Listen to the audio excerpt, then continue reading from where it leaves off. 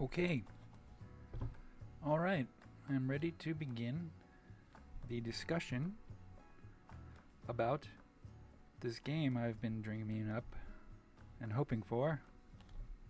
A lot of people want to see Chrono Trigger 2 or Chrono Trigger 3, depending on how you're looking at it. I prefer to think of it as a proper Chrono Trigger 2. The Chrono Cross, you know how that went. It was tangentially related, pretty cool. Officially a sequel, but not quite Chrono Trigger 2.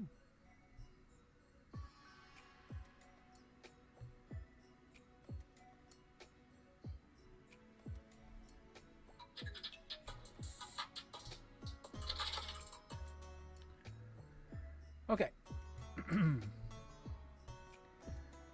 So, I am doing my best to keep this technically clean and good. I'm just gonna make sure we're even streaming right now. I can't tell if I look at my phone. Sorry for the delay. Okay, I'm live. It says I'm live. Let me double check the sound on this.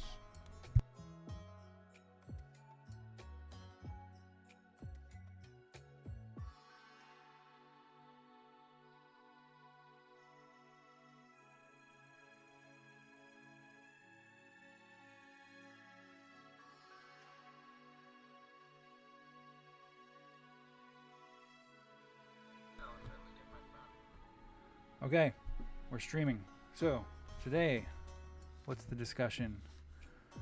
Tone, style, theme, structure. Pretty cool. Let's start with tone. Tone is really important. So let's see. I've got my notes on tone here. Let's make sure they're the same notes. What if I delete that? Well, I don't think they're the same. I'm going to make sure that they are the same.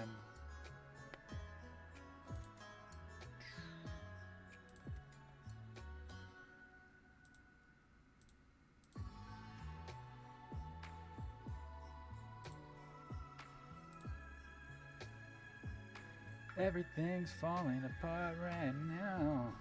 It's all falling apart. There we go. Okay. So, here is my notes on tone.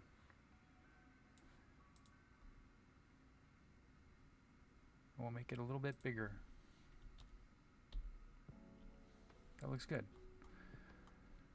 All right. I'll just read out loud. Tone. Character. Giving us the development of the original CT cast is everything. That's right. The whole point of expanding on Chrono Trigger is not to destroy it, it's to enrich it. So it's gonna go into here, character. I read this quote, and the quote is from Chrono Trigger's campfire scene is a meditation on friendship, regrets, and time itself. Let me just go ahead and find out who is the person who wrote this article. Hey, if you do a Google search, it comes up exactly on the quote that I use. That's wonderful. Okay, here it is. Who wrote this essay?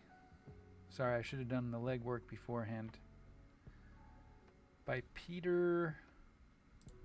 Alright, let's put it in here. Peter Tyrias. Might as well put the date. November 28th, 2019. Okay, so from his article, he writes, emotions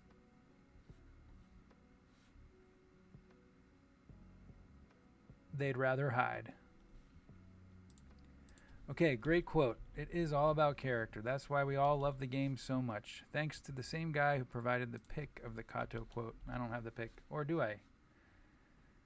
And also, for anyone who is interested, I one time got yelled at for pronouncing M-A-R-L-E as Marl. Okay? Some people say Marley, including, to my knowledge, #1 speedrunner of Chrono Trigger, Puwexel. I don't know if he's #1. But I want to show you something that I retrieved in my quest throughout the internet and reading on Reddit. And what is that thing I want to show you? Where is it? You know, as much as I think I prepared, I end up not prepared. You serious? Serious? Is this it? No, that's not it. As far as I know, we don't have any viewers, so I'm... Oh, okay, Angel B. She's in. She's in. Fantastic. Okay. Alright, at any rate, it was a Reddit thread. It was a Reddit poll. And we polled everyone to see how do you say the name of Princess Nadia, aka Marl. And the winner was that pronunciation, Marl. I will throw the evidence on screen if I ever happen to find it. But I know it's in here because I just saw it last night. At any rate, we're talking about characters. We're talking about why it's so important to keep the characters at the forefront. Alright, so let me skip ahead just a minute to the characters thing. So imagine you're playing the game and you have your characters, and basically each character has sort of 3 endgame conditions. They can be recruited or not recruited. This is 1 check mark. They can be alive or not alive. This is another check mark. And side quested. Everyone knows the tried and true formula in Chrono Trigger and many other RPGs. You go through, and anytime that you... Hey, that shouldn't be here. Anytime that you perform a side quest for Robo or whoever, they get leveled up. You know, Frog gets a stronger Masamune, and Luca gets the Wonder Shot.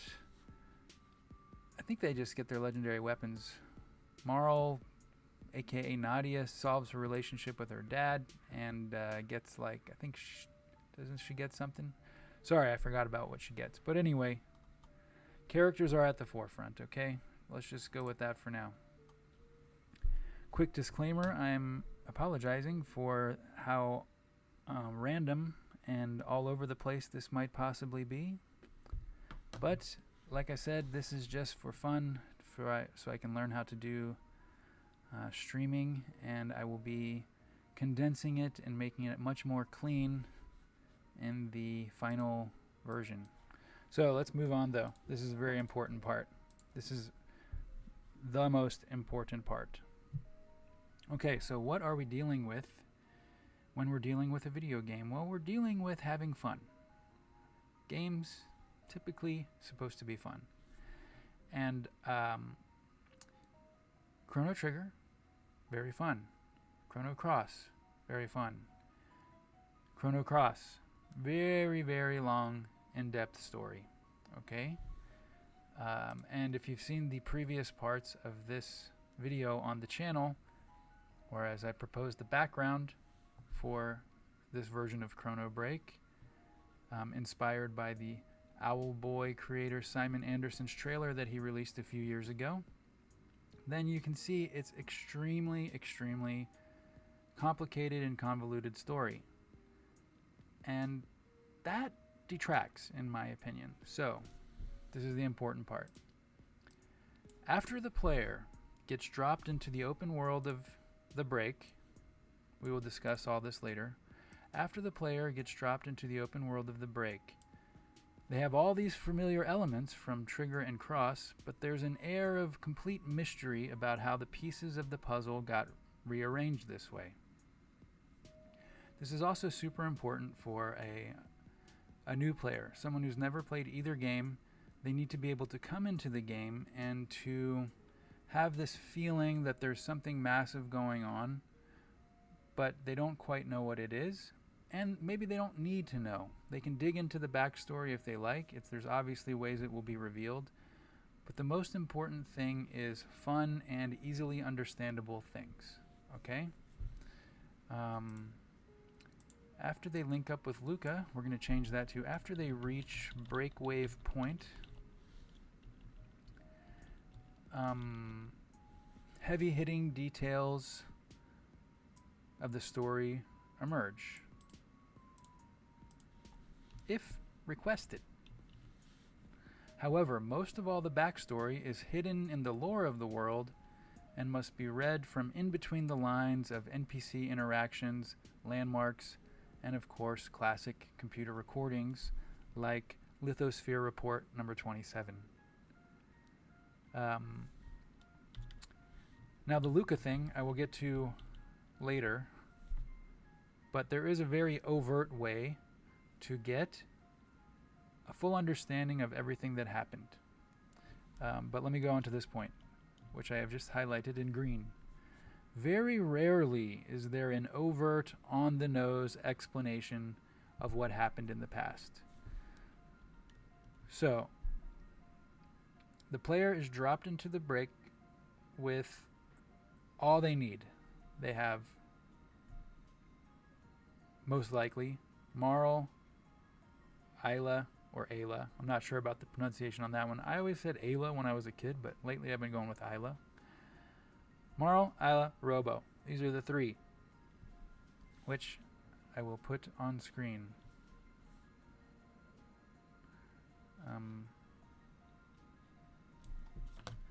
Is anyone here?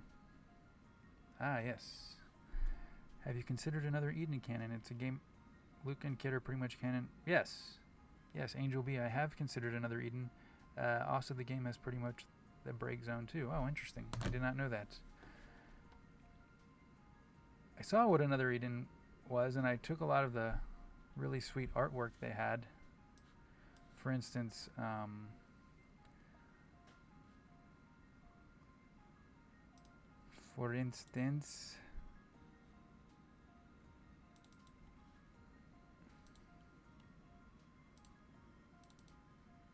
you know what? I'm not going to panic.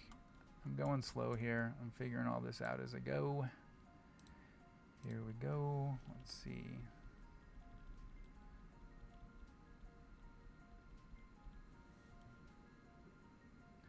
That's not it. Ooh. Ah, here we go. I found it. Okay. This picture here. I'll put it up. There we go. So this picture was from another Eden's crossover event that they did.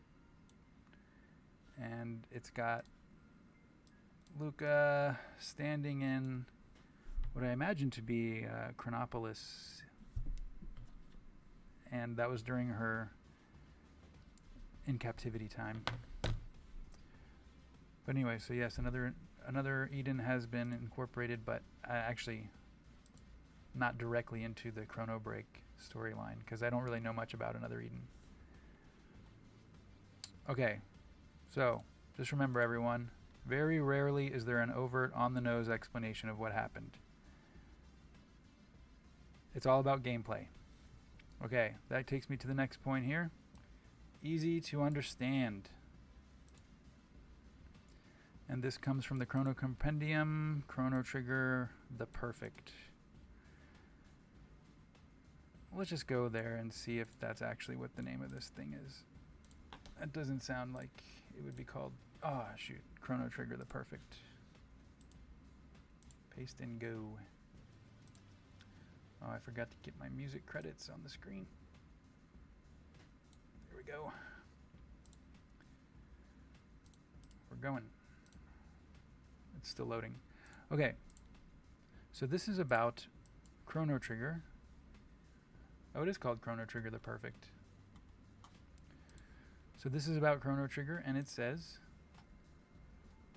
the game is accordingly easier to understand than Final Fantasy, and in order to help the player progress through the game, we made the brink of time, in the Western world, the end of time. We created it so the player could go there to receive hints and carry on. Ideally, Chrono Break would feel, this is me talking now, ideally, Chrono Break would feel similar to Cross in that we were constantly coming across provocative clues and random connections to Chrono Trigger, emotionally laden and understood by the player, but outright stated. Wait, I think we should just say emotionally laden and I think provocative is, let's put provocative here for someone who's played Chrono Trigger and Chrono Cross or Chrono Cross. Come across clues. I like provocative clues. Emotionally laden and familiar for someone who's played Chrono Trigger and Chrono Cross, but rarely outright explained. Okay. This way, a first-time player has a gameplay-focused adventure. All players, really. A first-time player and all players have a focused gameplay-focused adventure unburdened by the heavy weight of past events. And then here we go. Unless they are interested in digging for them. It's important that the game makes sense and feels cohesive yet mysterious if you've never played Chrono Trigger or Chrono Cross. Of course, for those who have, the characters' events, locations carry extra weight. I think that's perfect. Hopefully, this method of storytelling helps Chrono Break to stand alone as a grand adventure while also acknowledging its place as a proper Chrono Trigger 2 as Masato Kato intended. Alright. So as far as the tone goes, I think we've covered it. We're not really digging into a lot of crazy dimension bending Chrono Cross style things right away. It's got to feel light and easy, and you don't even need much explanation. All you know is that you're traveling through a crazy land and that the gameplay is fun, the combat is fun, and you're fighting monsters. That's all you need to know at first. Okay. Let's move on to this second part. Let me throw up the graphics that I had planned to back up my... Okay, here we have a graphic. And this one, what does this represent? This represents this one by Yatu Sakurai. This graphic totally represents how the formula and the equations and the history of Chrono Trigger are quite elaborate and not easy to comprehend in their fullness for a first-time player. Here is another image which backs that up. We have Gasper here. Come on, man. And he's perplexed, looking at all this. That one's maybe not as good as this one. And then we have this excellent mock-up of a Chrono Trigger 2 Super Nintendo cartridge as made by the Hookshot. If you know the work of the Hookshot, you know that he has done several sprites and cool stuff for proposed Chrono Trigger 2. So there's that. And then also the feeling. This is an easy one. What's most important? Boom. The classic. It's got to feel like Chrono Trigger. Gameplay wise, all that. We cannot forget that this is Chrono Trigger through and through. Okay? Here we go. Ta-da! Let me just adjust my... It's kind of too thin, but I think it'll be okay. Alright.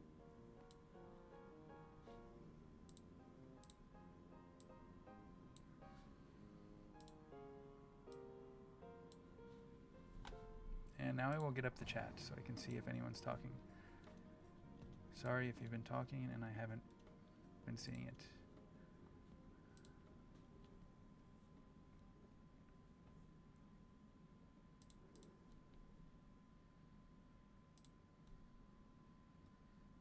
Sweet.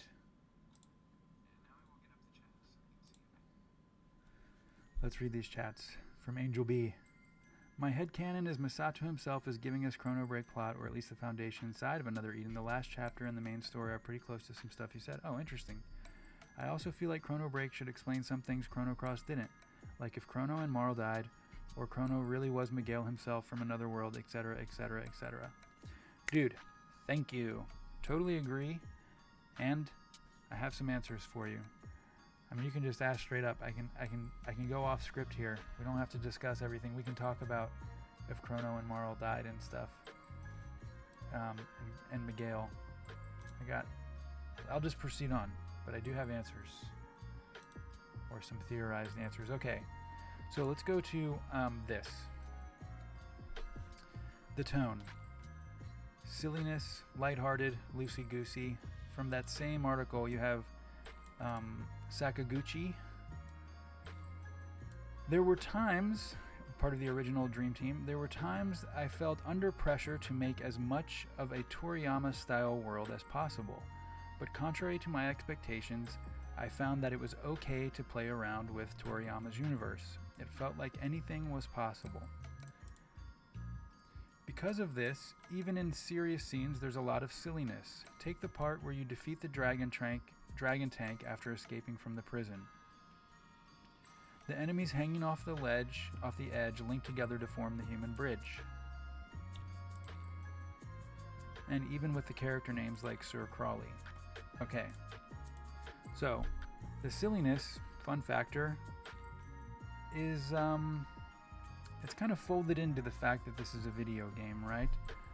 Like, after the initial premise is established and the break is fully in effect, there's a looser interpretation of what the rules and items can do, etc. It's more about experimenting with time travel and affecting different time zones and the break. We aren't going to overanalyze it too much, but we also steer clear of any obvious plot holes. That's kind of a cop-out. Actually, the story that I made is, I tried my best to make it pretty bulletproof, but so here I have a pretty good example. Like in this, hold on, let me just keep reading my notes. The premise, but also not too concerned with dimensional mechanics, the nuances of time travel anymore, because time travel is broken. Right. Time is broken. Chrono Break. What we saw in the Sky Palace incident in episode 4 of the series on my channel was that, and then into episode 5, where Fate repeatedly time crashes zone after zone into Zeal of that timeline, it creates this broken time. Okay, so we're going to go with time is broken. You travel across the landscape going through weird patchwork quilt of different time zones and stuff like that. And one thing that I really wanted to just jump ahead and explain is, okay, so imagine that you have one little village that you're kind of interacting with, and you do something. Like maybe you save a cat in a tree, whatever. And then you're walking along, you're adventuring through this world. Maybe sometime later you come across another village, and there's a person there who's talking about how they recognize you. It's a grown person, like a grown adult, and they're saying they recognize you from when you saved their cat from a tree, like so many years ago. Like there's got to be this weird this weird unexplainable blend. As you travel through one part of the land, you can do something that will affect another part of the land where that same timeline is just sort of older on the other side. I mean, this is all very time is broken sort of style. But as you're traversing across the land, you're going to find that like certain parts of the same timeline are interwoven into that world, but just at different points in time. Time's broken. Chrono break. You're living in the break now. There's no, it doesn't make any sense. Okay, so along those lines, also, if you have this big world that you're dealing with, it's like you go into a time gate and it takes you across the map to a different time, but it's on the same plane. You know what I mean? Like the time gates are no longer actually taking you to a different time zone. They're actually just teleporting you around the map because all of time is existing. Remember, the tone is silliness, you know, loosey-goosey. We're not getting too crazy with thinking about how time got broken. But yeah, you go into a time gate, it takes you to a different part of the map. There's a lot more on the time gates coming up, but this is sort of like just to give a feeling for how I think the overworld might go. Everything serves the gameplay without overthinking all the nuances of how things work. It sounds like a cop-out, like I said, but I'm pretty sure it works. Let's act like Marl can use a katana the whole time because it's cool. It doesn't matter if she had Time Bastard immunity and Frog's action in the Middle Ages shouldn't have affected her, so she could learn the katana or whatever. Like, that's a bad example because maybe Marl could have learned the katana from Chrono. At any rate, I want to explain one thing about the characters in this game. Some characters have 2 weapon uses. Some have more. Like the cavemen and women who are a part of Isla's tribe can use multiple weapons. But in this case, I imagine that our original Princess Nadia, Marl, in addition to her crossbow, is now able to rock a katana as well. And she can use a Falcon Strike, but it's not quite the same as Ayla and Chrono's Falcon Strike. It's just a cool variation on the classic move. You see where I'm going with this? Like, you want to have callbacks and stuff, but it doesn't have to be the same, and it could be a little bit different. So we're going to say, in this game, Marl can use a katana. Alright, so that's the end of this folder, this file. But I'm going to throw up some images for silliness. Boom. Boom. This one's by Ryan Jampol.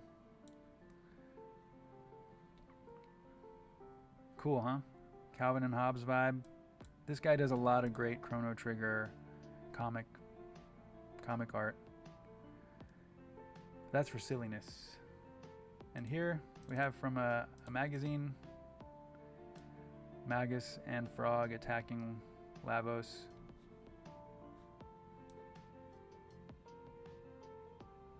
Yeah, that's what I thought too. Like if you have Marl with the katana abilities now, and she's like able to, let's see, let's pull up. Hey.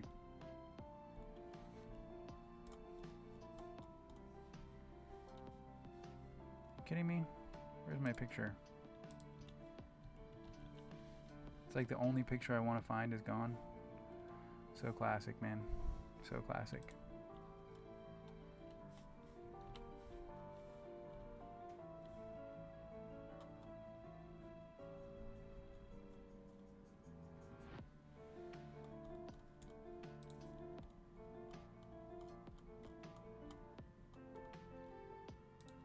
Oh, here it is. Okay, putting this one up. See that? You got this image here, and you can see she's got like the katana on her back. Alright, I'm going to turn off the music for a minute. No, I'm just trying to figure out how to run this OBS. Okay, there we go. Okay, I think I've covered the tone. Let's move on to the next one, the style. We go to style now. Okay, so the style of the game. Oops, let me turn that off. Okay. Here we have a video from... Who is this video from? You see, it's very subtle. What they've done here is just readjust the camera angle on the original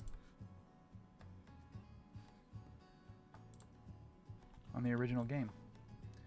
Looks pretty sweet, right? Oh, it's by... This is by Hilde. I'm just going to throw the words up there.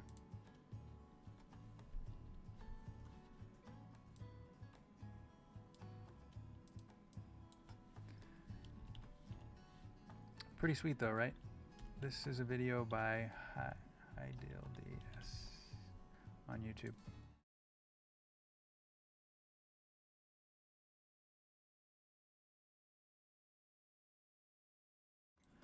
Good golly.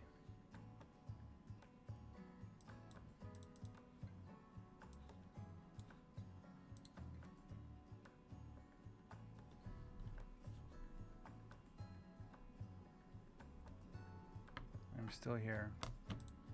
I'm looking for my text. Okay. By Hilde. I think that's how you spell it. Okay.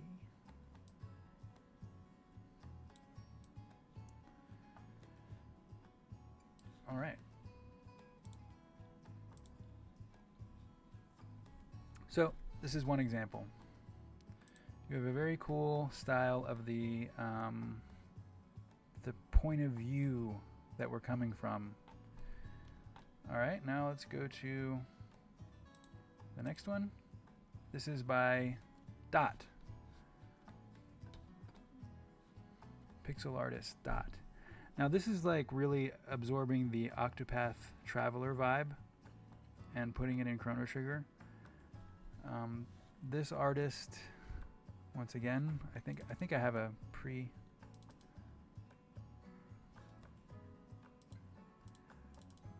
This is not by Dot, or that's not by Hilda. This one's by Dot.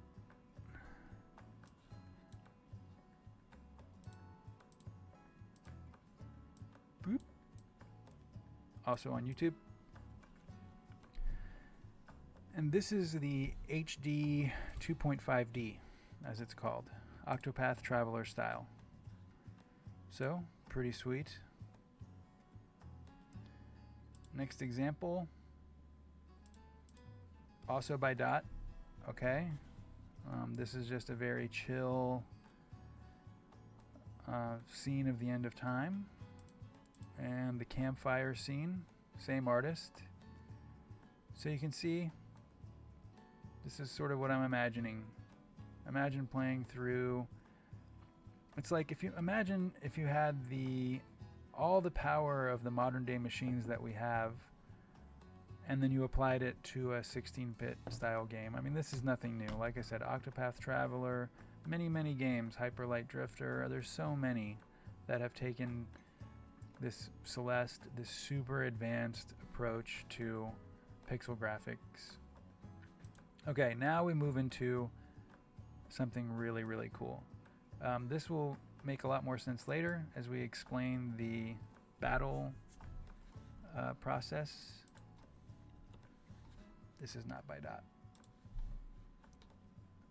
This is by Doggy Treat.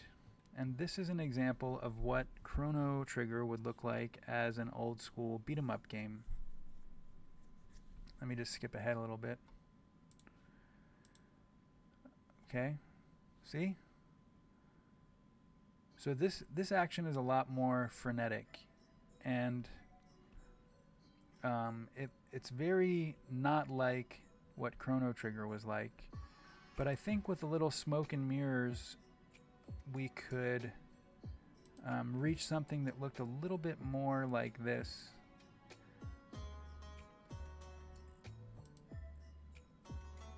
But also totally maintains the feel of the original.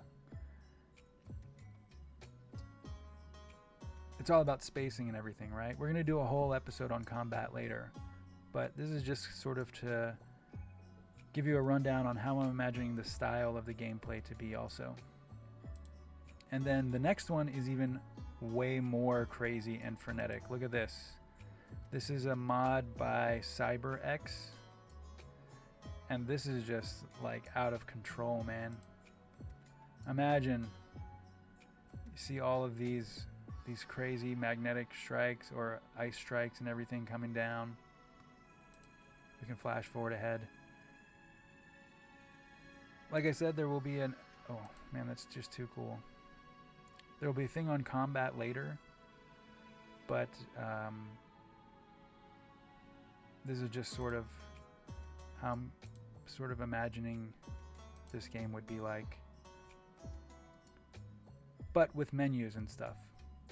And I can't really see how you could do it this fast and this frenetic and maintain the original Chrono Trigger vibe. But you know what? Smoke and mirrors and video games, they're just... It's all about surprising people. So I'm not saying it can't be done. But I'm just saying this looks really, really sweet. And if you could maintain... I keep repeating myself, but if you could maintain the Chrono Trigger feeling and make it look like these kind of battles, that would be tight. Okay, so that brings me to the screen I've been using as my title screen, and that's this. And this is done by Chris JG. How come? Oh, here he is. And so we have this kind of style too. So out of all the things I've showed you, kind of synthesize those and imagine that's what it would look like if I had a perfect world. In a perfect world, if I could make the exact one that I wanted, kind of game that I wanted, it would look like that. We've got some other graphics here to show. Like this. This is by Daniel Oliver. I'm just going to make sure this loops. It's so awesome.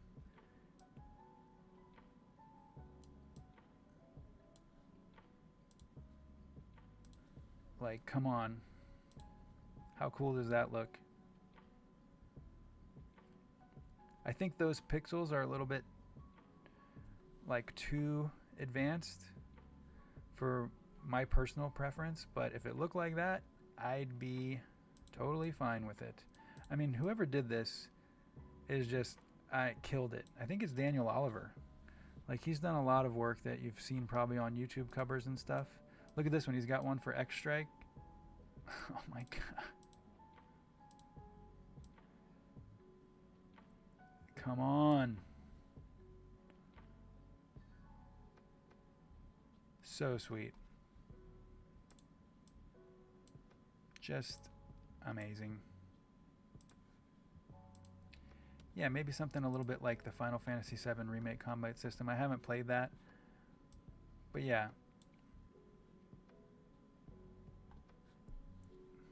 Just, I don't know, man. That is just like the coolest thing in the world. Let's see, there's some more. Daniel Oliver killed it. Oh yeah, here's just a group shot he has. So yeah, these sprites are pretty cool. I think they're a little bit... I would really like to kind of keep it, you know, more OG, like original.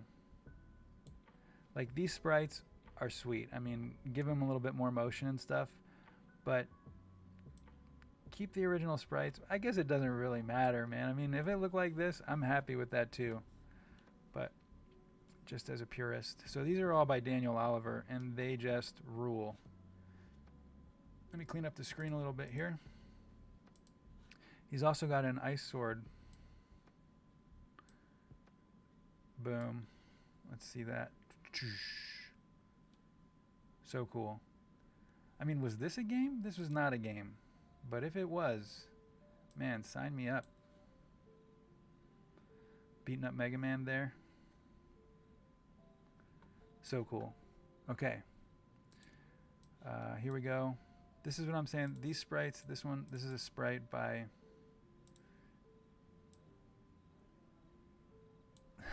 this looks so confusing. This is a sprite by Balthazar321. Pretty cool.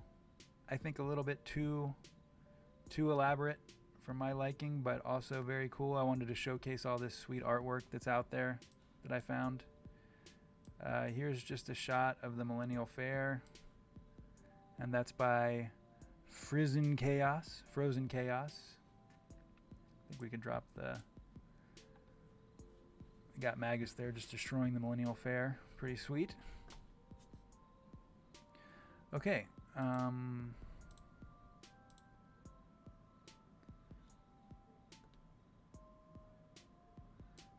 What if the different zones are also different graphics? I could be down with that. Pretty interesting.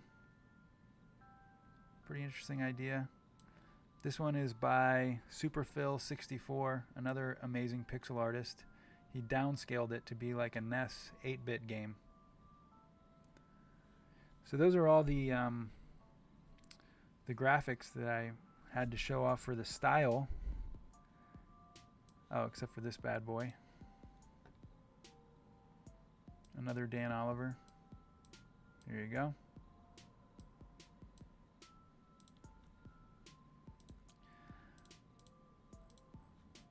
Let's take that one out. Make him a little bit smaller. Make Chrono a little bit over here.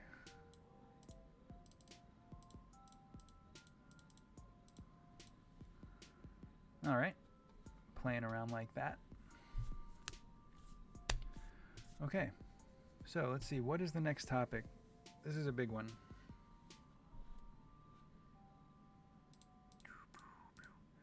Oh, before I go on, I'm going to clean up my workspace here, and I wanted to show you this, which is the 8-bit big band does an awesome...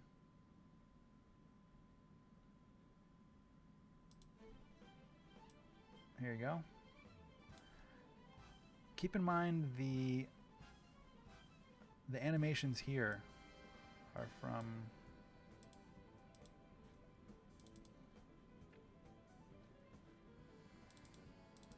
Let's just watch this video while I clean up.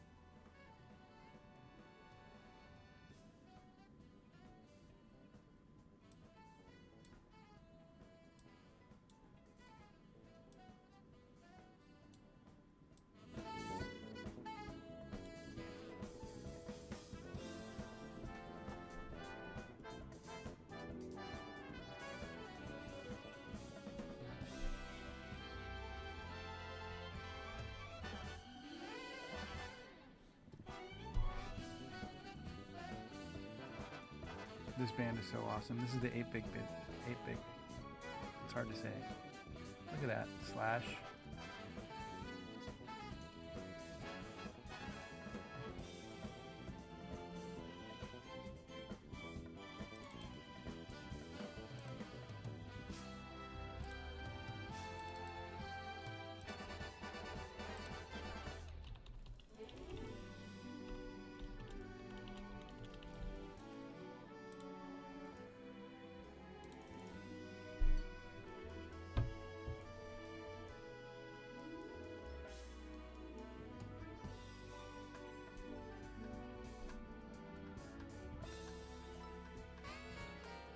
there's like one animation coming up that's so cool where, yeah, they're running the race.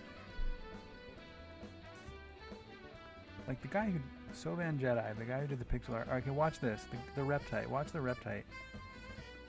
There's no Reptite yet. He's coming. Okay. Look at this. Boom. It's a guy inside a Reptite suit. So cool. And then Johnny knocks him over. Like, the animation on this video is just next level.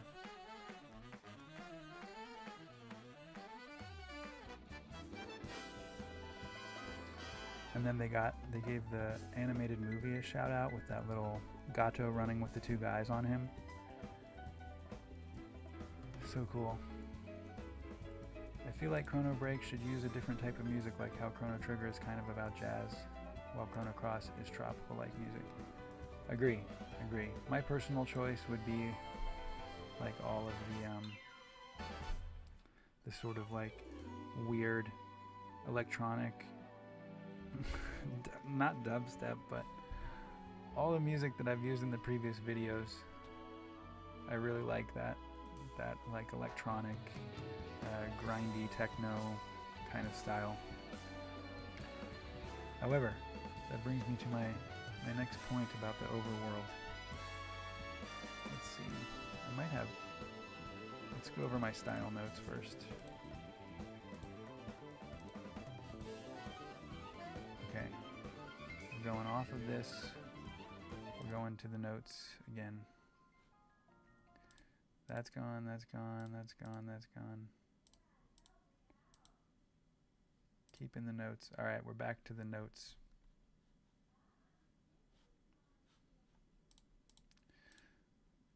This one is about tone.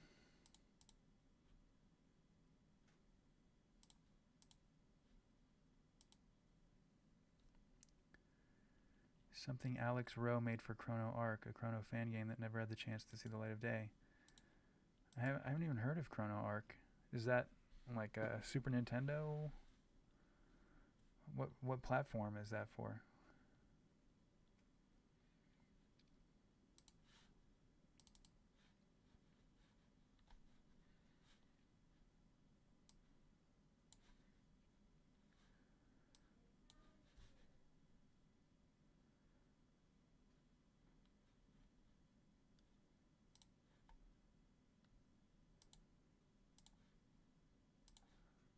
Okay, here's all the notes I have on style.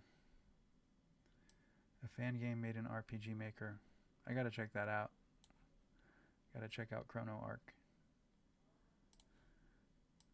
But it never saw the light of day, huh? What does that mean? Is it available? Can you find it online and stuff? Is it out there to play?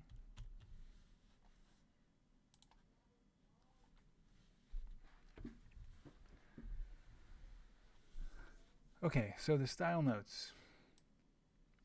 A proper Chrono Trigger 2.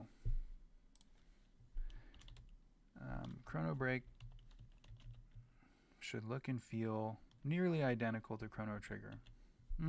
That's with a grain of salt, but with 2024 trick out sweetness. I don't know how to say that. I mean, it can't be identical. We've got so many more capabilities at our hands. Traits of the original with a heavy focus on combat and choice.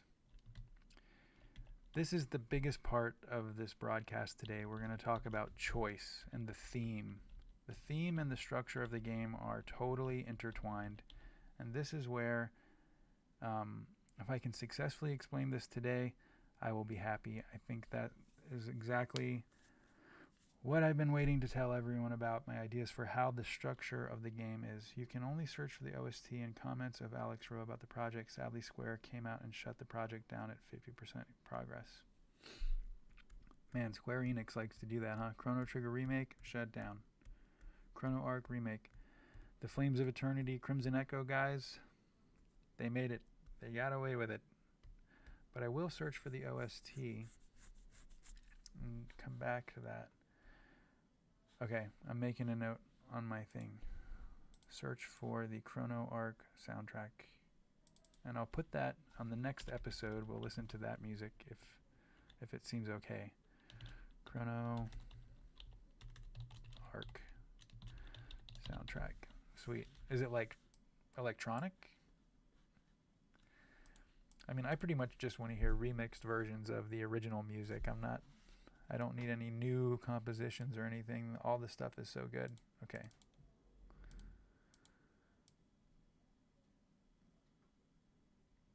All right, so we will do a music section now. We will go to the Alex Rowe thing, and we will also check out the art style. So from that same interview, can we hear about what you'd like to do if you made a sequel? That's the interviewer asking the Dream Team. And Sakaguchi says, the sense of dancing you get from exploring Toriyama's worlds is a little more difficult to capture than I initially thought. If we can successfully channel that feeling, we'll be able to create a fantastic world. If we try to do a sequel, I want to perfect that completely.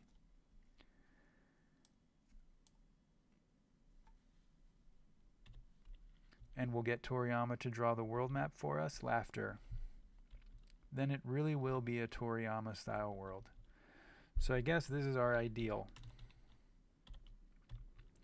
Toriyama-style world map with... We'll have to put about Chrono Arc, brass and string vibe sounds pretty tight.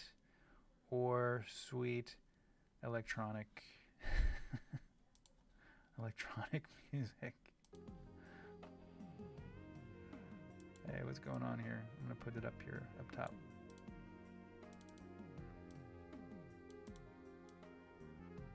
Okay. That looks kind of janky. There we go. Alright. And then the soundtrack, we're talking about that now. Mitsuda compositions, possibly Chrono Arc style. I mean, there's plenty of music that's been made out of respect to Chrono Trigger. We could just grab what... We don't even have to make a single new track for the game. You could just use all the stuff that's out there. And the more diversity, the better. You know, like Smash Brothers Ultimate has like 300 tracks. You know, who cares? This was an idea I had the other night, actually, is that when you know, the music changes as you kind of wander into a new zone, right? It could be the same song, but just a different style.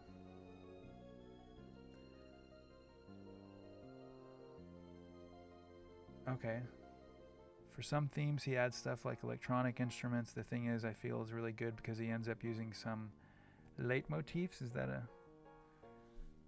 a music term? I don't know. From Trigger and Cross. Some motifs. I mean, Chrono Cross soundtrack was just so good. So good.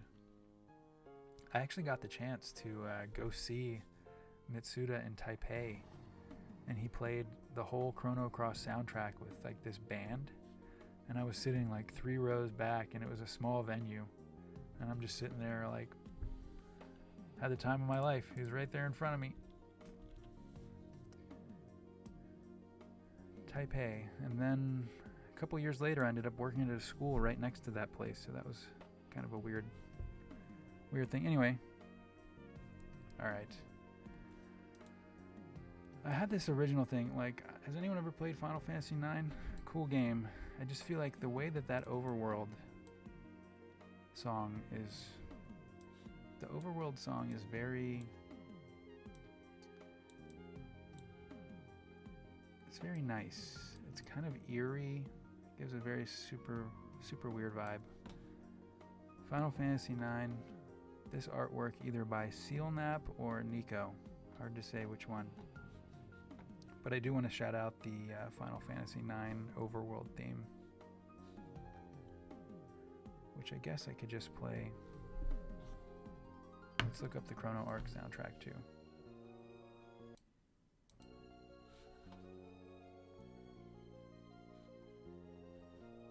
Oh, okay. Leitmotif. there's a melody, then it gets reused. That's cool.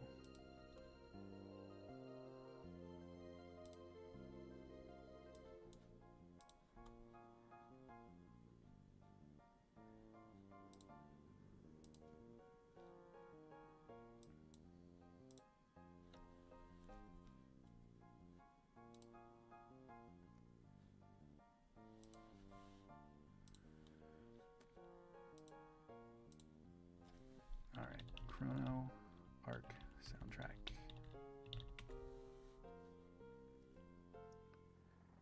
Hope for Existence. Cool. 100 songs with Chrono arrangements? Is that it? By Alex Rowe. Yeah. Okay, cool. Chrono Arc was a fan game that was going to be a sequel to Chrono Trigger and Chrono Cross. Unfortunately, the team has discontinued working on it. Oh, wow. Okay. I'm going to check this out. I never even heard of this. Sweet. But we will run the soundtrack on the next episode underneath.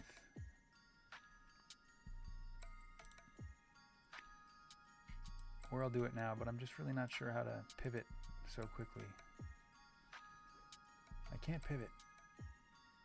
Okay.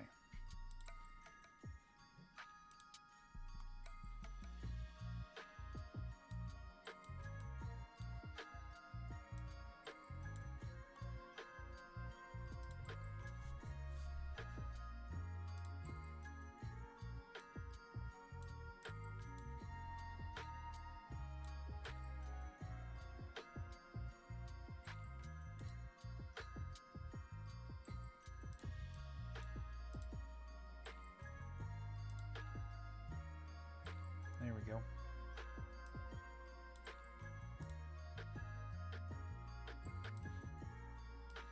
Okay.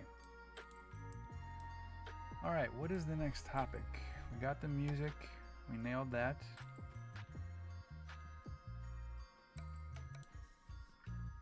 Theme.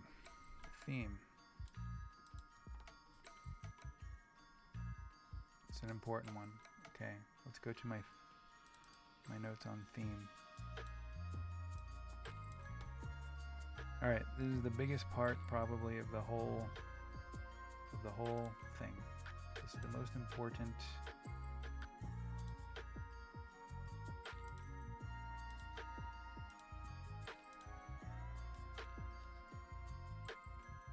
Let's bring it up. Let's turn that off.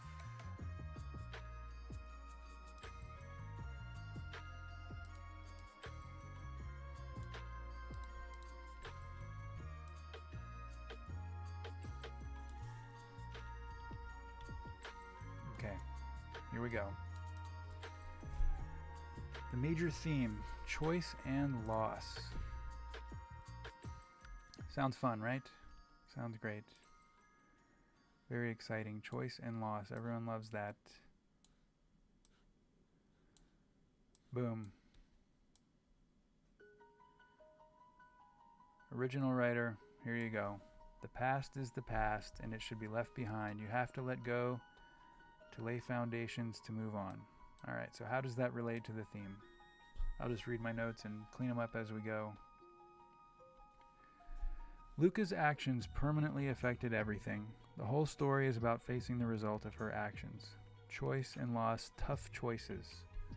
This is an important one. Tough choices. In the same way, the player must constantly balance hard decisions and face the consequences of their decisions. Many things cannot be undone until a New Game Plus run-through. This encourages replayability. Every playthrough of the game is a potential way for how things could have happened. No matter what choices you make along the way or what happens to your party, you have to keep going unless all the arbiters are killed and you game over. This is getting into a lot of stuff I want to talk about later, so if you don't understand, we'll have to talk about it later. Until all the arbiters, we'll just say until you game over. There's basically two ways to game over. You can die, or you can win. And actually, if you win, you can't game over. This game takes a lot of inspiration from In my opinion, the greatest of the Grand Theft Autos, Grand Theft Auto San Andreas. Why do I think it's the greatest? Because at the end of San Andreas, there is no end. You just do a turf war, and you constantly try to control the turf. So ideally, we have this game where in the end game, you can continue to play. And there's really no ending. This gets more explained later, but anyway, I'll just keep reading my notes. No matter what choices you make along the way or what happens to your party, you have to keep going unless you game over. Salvaging meaning from what you have is a huge theme, but is never overtly stated. There's no singular way for how the events of Chrono Break play out. Time is absolute. Time is not absolute, but elastic, relative, and subjective. That there can be individual differences caused by change in time. Perhaps the same people and life forms can even exist in several different space-times. An independent time that flows with a will of its own.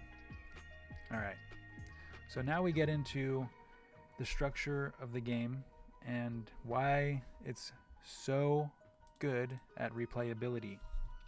Okay. So,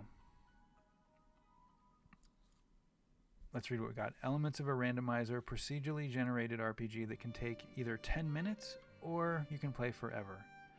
Character gating, story gating. Getting to the ending is easy, getting to a good ending takes longer. Okay, and this is sort of inspired totally by the, by the theme. What made Chrono Trigger 1 so revolutionary was the multiple endings, right? So this is just an expansion of that. Chrono Trigger has the option for a second playthrough using your progress from the first game. Invented New Game Plus. Was this so players could enjoy multiple endings? Yes, it was, totally. Oh, I'm sorry, this was the interviewer. That was one of our intentions, but there was also something we didn't expect. The testers themselves felt as though they wanted to travel through time again. They wanted to start a new game, to go to Lean Fair and time travel once more. That was actually the good thing about time travel, I think. In normal RPGs, the second time through it feels like a chore to play all the way from the beginning again. With the New Game Plus, you're able to keep your character's strength, so your sense of battle is different. You feel like time traveling in Chrono Trigger once more. Interviewer asks, with the options in Chrono Trigger, you often find yourself wondering what would have happened. Oh, I'm sorry, this is not the interviewer. This is Hori. I'm not sure who Hori was. I don't know if he was on the Dream Team or not. It's not important. He was at the interview. You find yourself wondering about what would have happened had you chosen to do something different. The second time through gives you more chances to toy with what people say. Okay. Perfect. Perfect explanation. It's going to take a long time to explain, but this is the key of Chrono Break. Great for speedrunners and casual gamers alike. Let's continue this interview part. Sakaguchi says, wherever we could, we tried to make it that a slight change in your behavior caused subtle differences in people's reactions, even down to the smallest details. If you feel the changes, I think the second playthrough will hold a whole new interest. Okay. Boom, here we go, on to the meat and potatoes. Multiple playthroughs. Alright, so if you start a game of Chrono Break, you'll follow Marl through her tutorial-esque opening chapter, and then you'll find yourself in the break, where you find a story gate. Now what does this mean? It means, until then, basically it's kind of like, imagine, like one of my favorite games is Dead Cells. I play it all the time. And you just run through it again and again and again, right? And this is not really like what a traditional RPG is like. Chrono Trigger, I think the speed runs are in the 4 to 5 hour range, right? So if you're playing as fast as possible to beat Chrono Trigger, then you go to 4 to 5 hours. Unless you do the New Game Plus, beat Lavos right at the beginning. I think that's like 6 minutes or something. So that's what we're going for. This is a game where you can start it up and then restart to the beginning if you feel like it. This sounds like very broad, but most of all of my notes are explaining how this works and the different variations of how this works. All right, so what does it look like? Games of Chrono Break could take anywhere from 10 minutes to 12 hours for like the quote-unquote best ending to infinity, where you are just going through, doing your thing, trying to maintain the break and make sure that things are cool in there. And how to do that I will also explain later. What does a new game look like? It allows the players to take on late game content earlier by retaining techs, equipments, etc. If you for whatever reason want to take on Pico and Janice and Fate earlier than intended on the first playthrough, then you absolutely need to grind. You could also just use a New Game Plus save in order to do that, as New Game Plus keeps your level and equipment. Okay, so freedom of choice is the one thing. Like let's just say that the quote-unquote final boss to this game is Pico, okay? Now, as Marl, you could get to the break, go directly to Pico, and defeat him. But this is going to be very, very, very, very hard, okay? Unless you grind the opening chapter, grind, and get strong, and then go in there and just do it. This is something that you could do. Lots of choice. As the player reaches one of the ending points, New Game Plus becomes available. How does New Game Plus work? New Game Plus actually is worked into the story. The cycle is built into the narrative. The game is essentially Pico's time loop, which he has planned to be repeated again and again. Okay?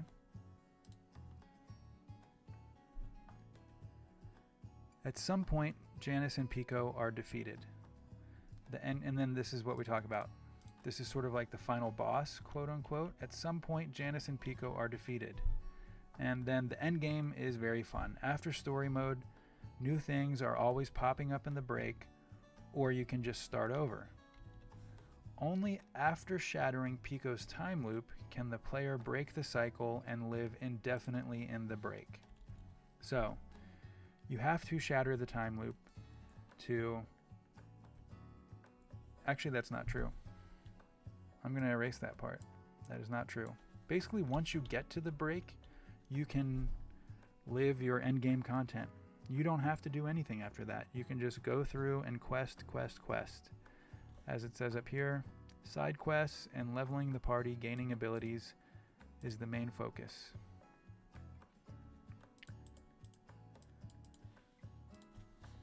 Side quests, leveling the party, gaining abilities is the main focus. As well as exploration, other driving force of the game. So the second playthrough, alright, so what does a playthrough look like? In the ideal, typical first playthrough, you take Marl, Robo, and Ayla into the break and defeat Pico. That's what it looks like. Actually, I messed that up. And you take Marl, Ayla, and Robo, and you go into the break and you defeat the Vision Serpent, which is basically splitting Fate and the Dragon God, who have become the Vision Serpent. You split them. And then from that point, you could theoretically just patrol the break forever. But there's no fun in that. We're going to get more characters. We're going to do all that.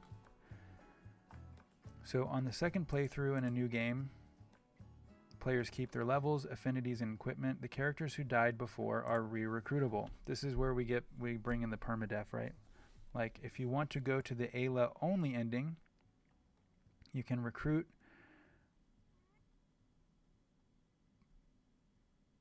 these characters when you need, but focus mainly on cavemen during the leveling phases of your game. Ayla herself isn't even required for the Ayla only category. Now why is that? Because Ayla's got like her whole tribe with her. You can just train three cavemen, cave people, and let them go in New Game Plus. Learning about the world. This is the exploration component. The reason why I'm doing this stream and talking through it is because I don't really know how to approach this sort of like explaining how this game works, except for doing it piecemeal over time, and then hopefully the big picture will emerge. But things that might happen are over and done with. Then you find out later what happened, like a lightning striking a town and starting a fire. Then on the next playthrough, you could prevent it or put out the fire. It is said that in the Chrono Trigger... Okay, now we're talking about permadeath. That's why permadeath is a thing in this game. Permadeath is a thing because replayability is built into the fun of the game. Oh, actually, this has been changed, yes. To comment on your, for example, imagine getting different weapons items in every New Game Plus and with better stats increased each time. I forgot to mention, in New Game Plus, you don't actually keep the items. Unless you seal them in one of those Zillion chests. They do not keep their equipment. If it was sealed. Like, you know those little Zillion chests that you can find in Chrono Trigger? So you play through the game once, you're building up your party, you have a really sweet weapon, but you know you're going to restart soon. You can seal that in one of those chests and then come back and get it on your next playthrough. This is a way you can keep certain items in play. Does that sound cool? I think that sounds pretty cool. That way you don't keep all the items, but you can kind of like use that magical chest thing to transfer things across. And this brings me to the permadeath. It's said that in the Chrono Trigger Ultimania that Kato and Hori... Oh, I guess Hori is the co-writer. My bad. Initially wanted Chrono's mid-game death to be permanent. So permadeath has been hovering around the series from the beginning. Permadeath is perma until that cycle is broken. If certain characters die, the game completely changes. If all the arbiters die, the game is over. The game over does not restart the cycle. Only facing Pico can do that. I think that needs to go. That makes no sense. Game over occurs only if all the arbiters fall. This style of game brings out the original Dream Team's idea of choice affecting things and multiple playthroughs. So once again, reiteration, you could play the game and finish it in 10 minutes and start the loop again, or you could play until infinity. Total freedom of choice. And this also gives very sweet speedrunning implications. Gotta love the speedrunners out there.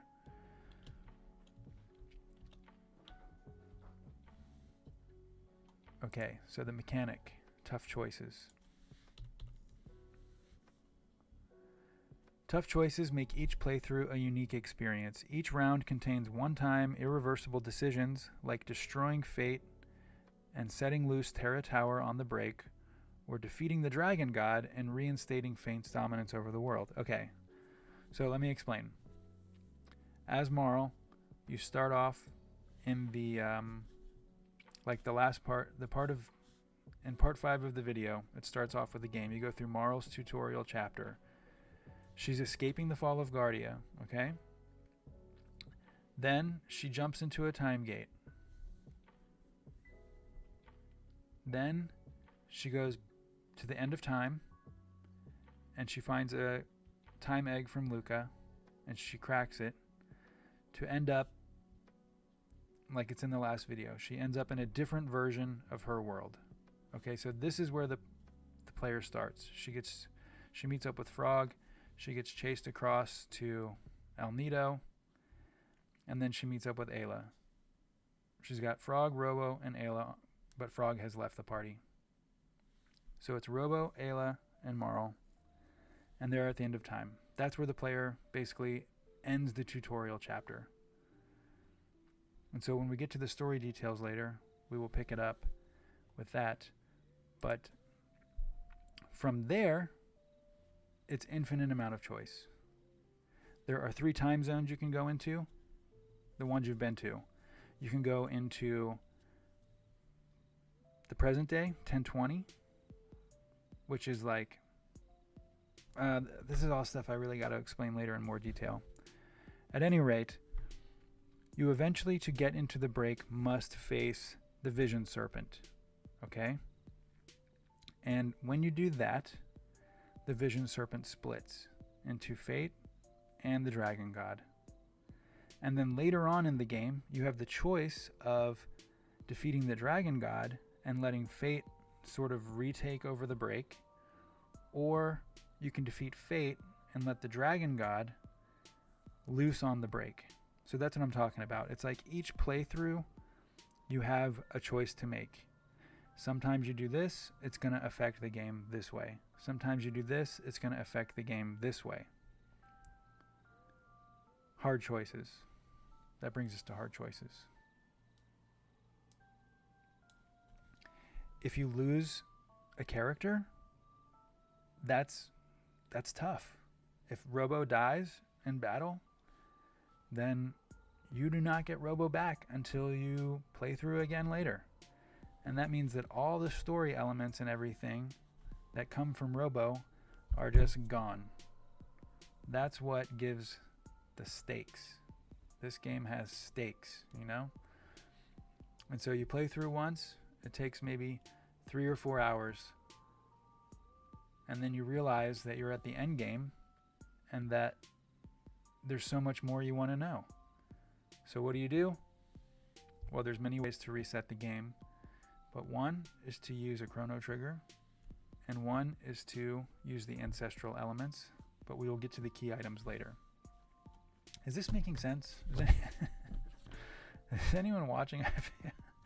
Is anyone watching this wondering, like, what? Is it making sense? I think it's kind of making sense. It's like different runs. Imagine you're doing different runs of a game. You're running the game over and over and over again. It's an RPG where the runs take maybe like 12 hours. You can play till infinity after the run, or you can replay it and do things differently. Let's just see what other notes I got. It makes sense. Okay, thank you, Angel B. Thank you. Okay, theme. Did we just do theme? All right, so that covers structure too. Maybe I can pull up this material. What I really want to do is get into exactly what the runs look like. Let's see.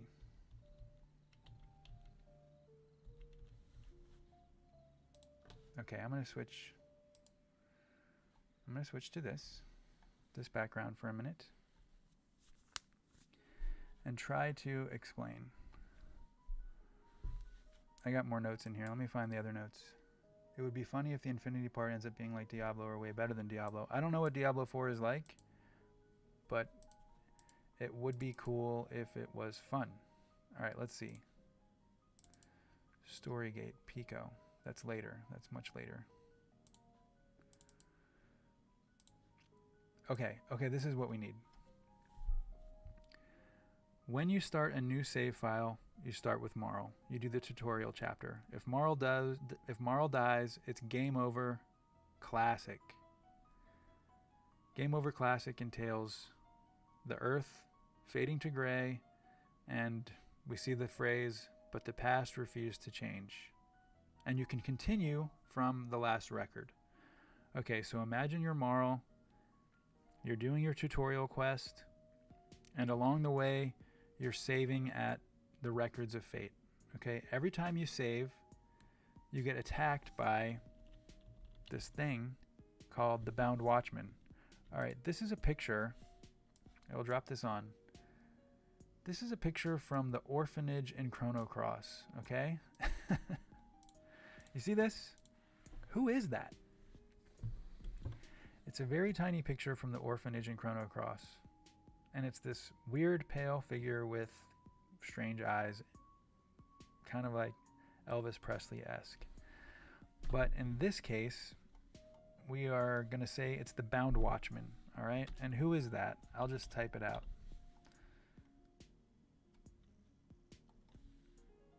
Let's just go to the Bound Watchman.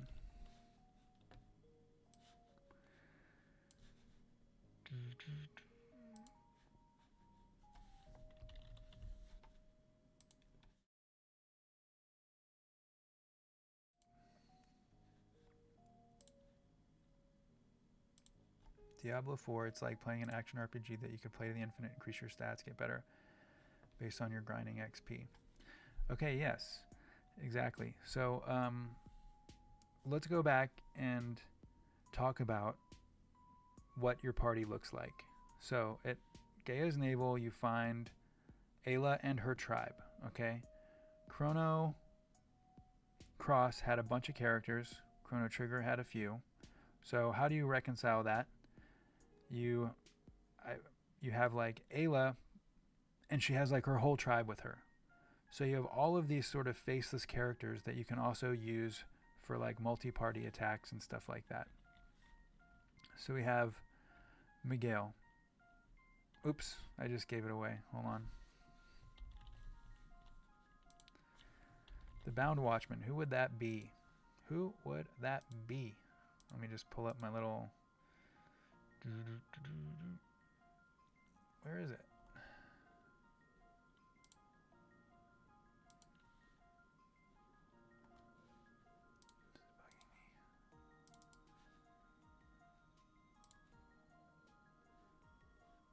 What? No. No.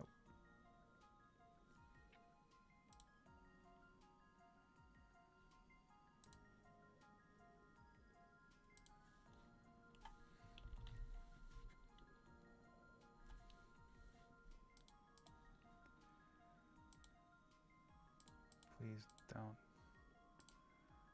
Here.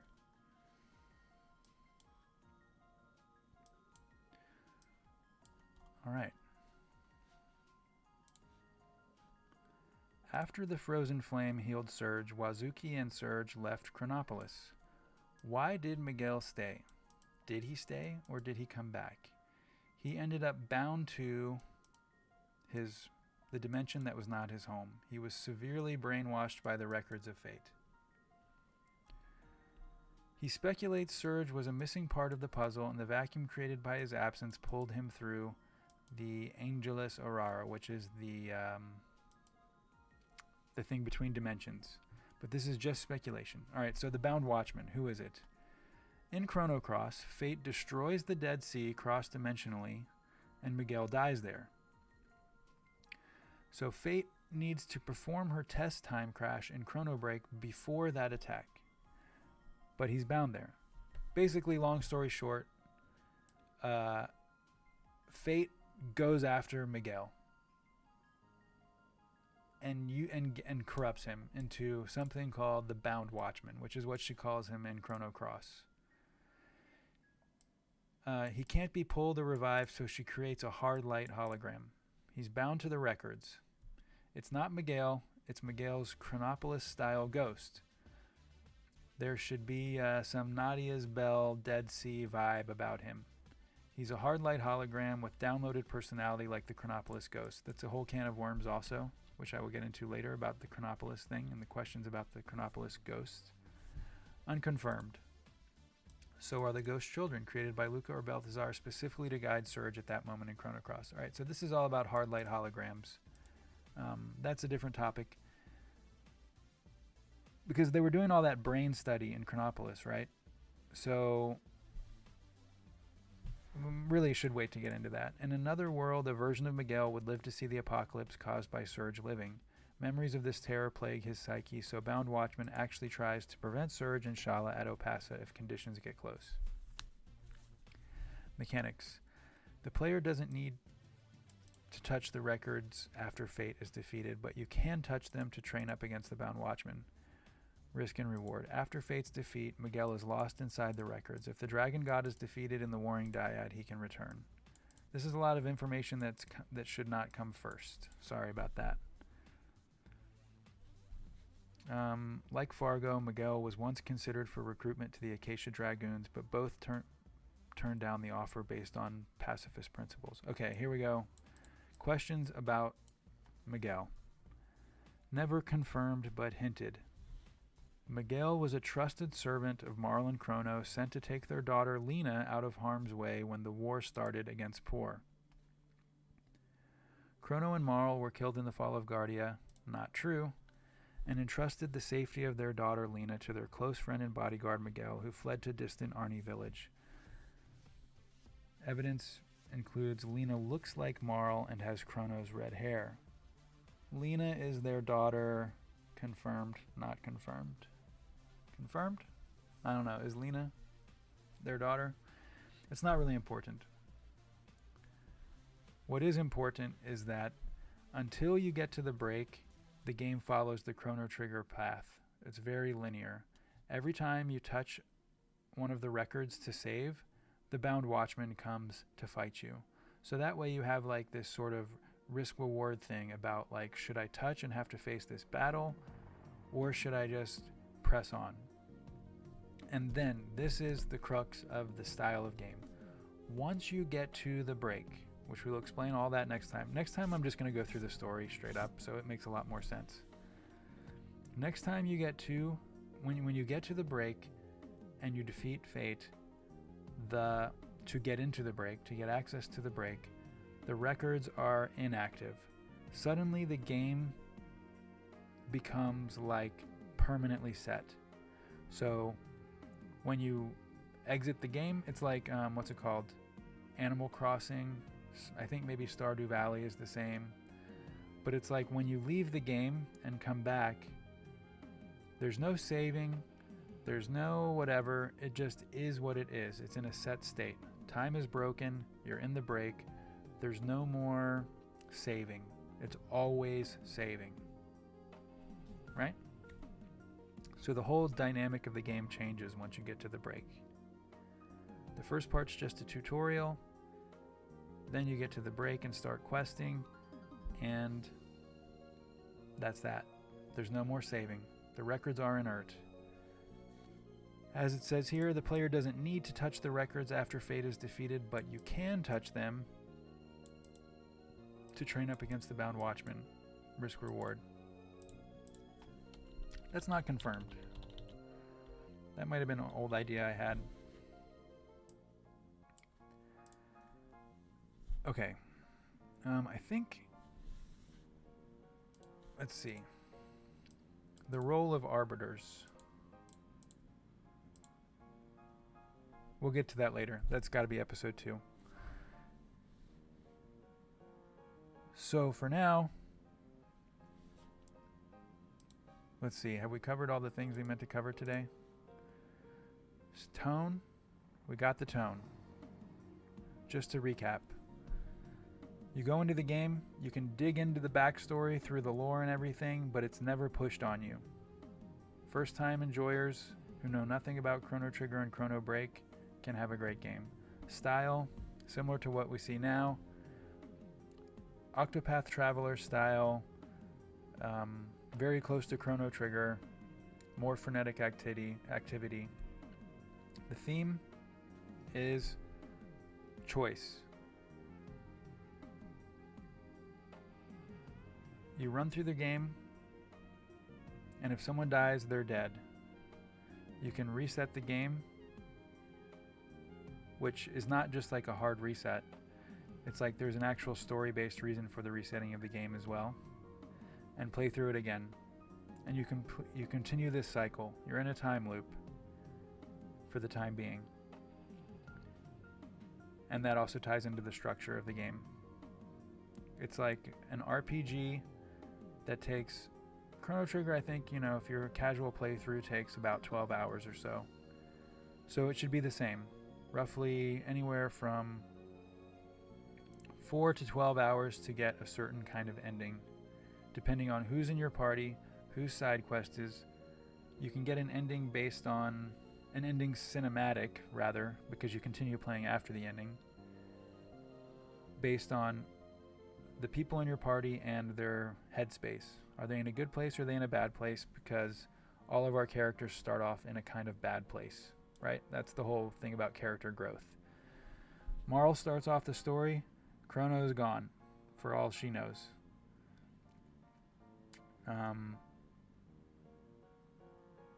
And then everyone else has their own sort of things to overcome. All right, let's see. Are there any questions? All right, so next time we are going to do the Chrono Arc soundtrack, and we're going to go through the story a little bit more clearly, beat by beat. And I will try to make some materials that illustrate the style of story gating and everything that I have in mind. But I think that's it for today. Let's see if there's anything else that I want to go through. Do we have any more art style? Art style is covered.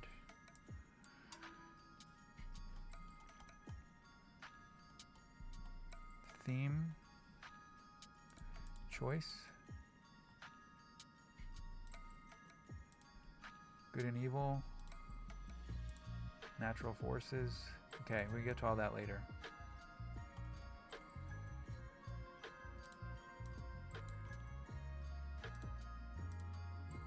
Okay, that was the first episode.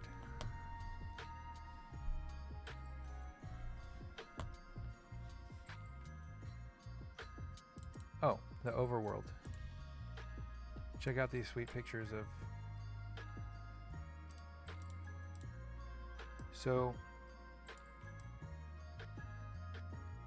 this is a 16-bit version of Terra Tower. Pretty sweet.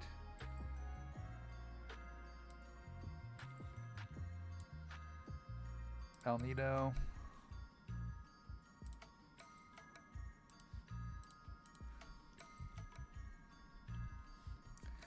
These old magazine images.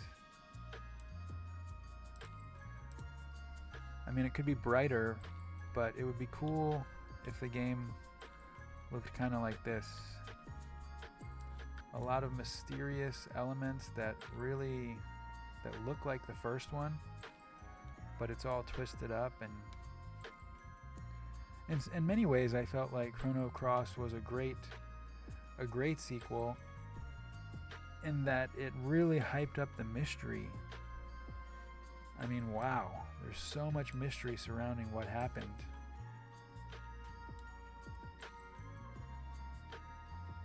And it made Chrono Trigger that much more alluring. Let's see. Other places you would be able to visit. Here's a map of 1999 that we never got to see, and that's by Sean Bojangles.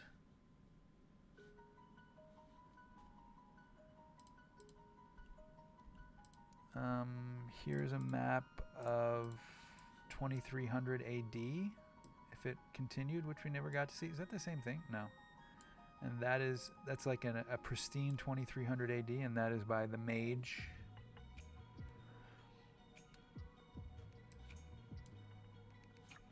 Not that.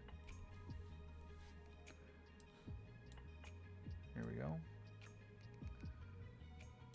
So imagine you're just kind of like running through. No.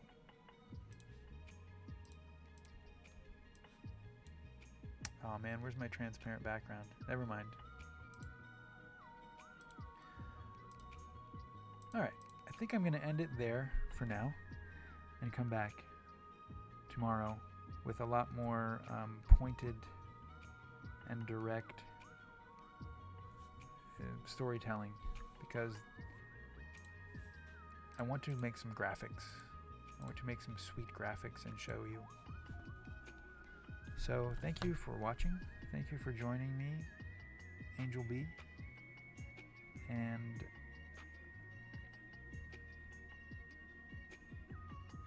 Caravel. And I will talk to you next time.